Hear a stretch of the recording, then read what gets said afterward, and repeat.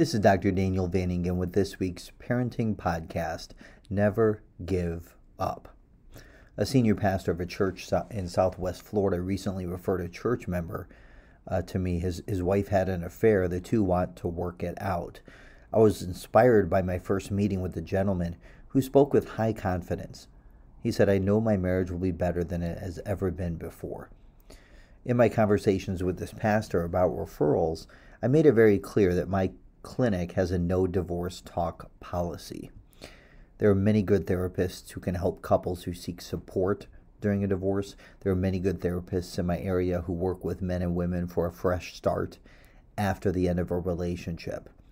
There are those out there who will help to develop their passion, finding their voice, feeling like themselves again, and building a life where they can truly enjoy with confidence, peace, joy, and passion. But personally, I have a never give up policy. I've seen couples bounce back after 6 affairs. I saw a couple who wrote a review about my work with them after an affair. The husband said I saved his marriage and his life. Honestly, I presented some Gottman techniques and valid listening and showed them some skills, but the main thing I did with them was passionately infuse a never give up attitude in my encouragement. When I was about 30 years old, I went to a state playoff game played by my former college advisor's high school basketball team. My former advisor was a head basketball coach for a school I knew very well and had many friends with children that attended this school. I saw an ending to a basketball game. That I have not forgotten to this day. Trinity High School was down 4 points with about 10 seconds left with the other team on the foul line. Now I'm going off memory here, so without video, details in terms of how many seconds were left are likely incorrect. So the opposing team misses a free throw, and the ball goes to Mike Cunningham. He's a tremendous star basketball player who went on to play at a high level in college. He got the basketball. He went on to hit a 3-point shot in the closing seconds. And I think, as I recall, Trinity had no timeouts left. So, but in the opposing team, instead of holding the ball, the player threw the ball in bounds like a long baseball pass, or attempted to. But he happened to be standing behind the Trinity's basket. So the ball hit the back of the backboard. And so the time stopped, and there was like 1 second. But his throw, his throw went off the back of the backboard. So I've never seen that before to this day. And that's the only time I've ever seen that play. So there's about a second left to play, and now Trinity gets the ball. Upon throw-in, one of Mike's teammates gets the shot, takes the shot, nails it at the buzzer. Pandemonium. It was unbelievable. It was the greatest ending I've ever seen. It was an unbelievable finish when you thought the game was over, when the other team was up 4, shooting a free throw with just around 10 seconds left. So a few days later, I think it was Monday morning, I was sitting in my office in South Minneapolis, and I got on the phone with my former advisor, and I was able to ask him what he told the boys in the locker room after the game. He told them to never give up, no matter what. He gave examples. When things look bleak in your marriage, never give up. When your child has cancer, never give up. There are so many ways this can be applied. When you have a dream that is yet unfulfilled, never give up. When it feels like you have no one to turn to, never give up. When the people around you seem to be fickle and drop you because of negative things spoken about you, never give up. I was a very good high school basketball player. I was quick, I could see the floor well, I was a good defender, a good passer, and I was an unselfish teammate. Despite winning a free throw contest in Midwestern Illinois among 16 middle schools, as I became an older teenager, my shot became unorthodox.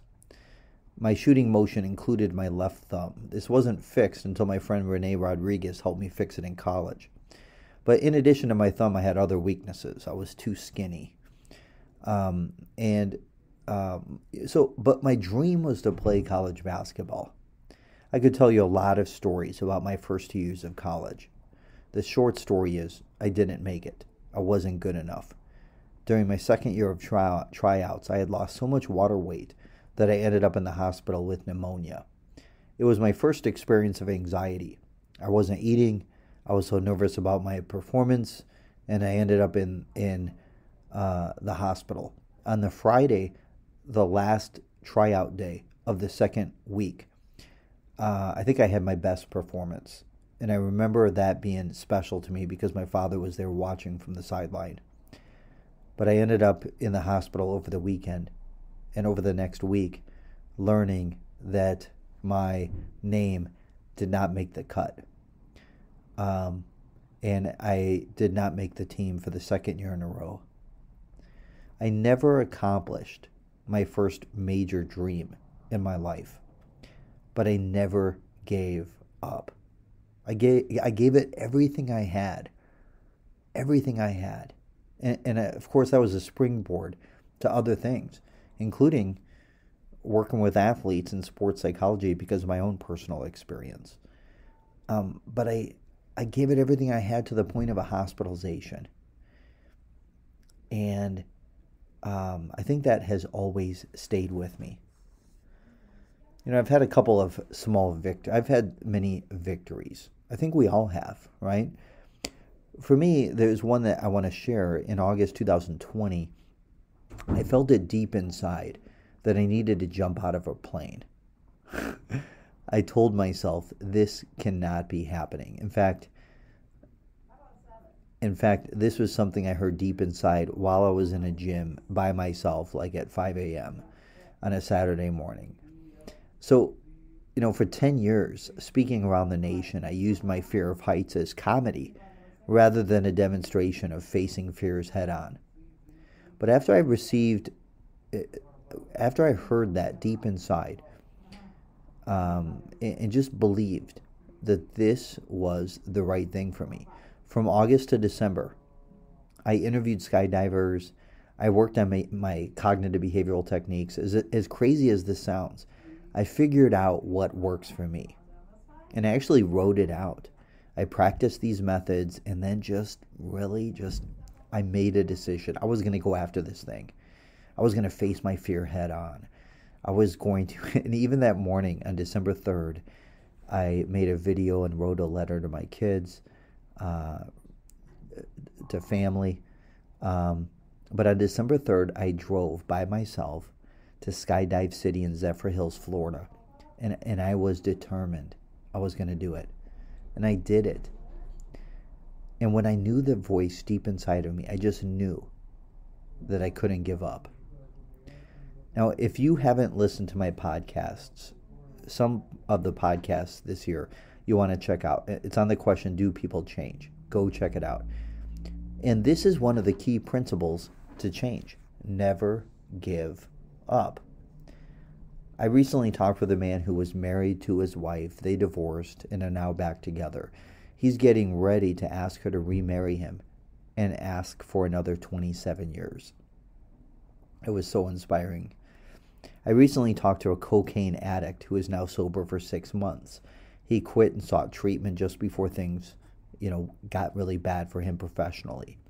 Now, when things feel tough in his job, he calls his support team and his sponsor with the motto, never give up. Right now I'm talking to a college swimmer whose dream it is to swim in the Olympic trials in the 50 freestyle. His motto is never give up. I am talking to a man who weighed 360 pounds.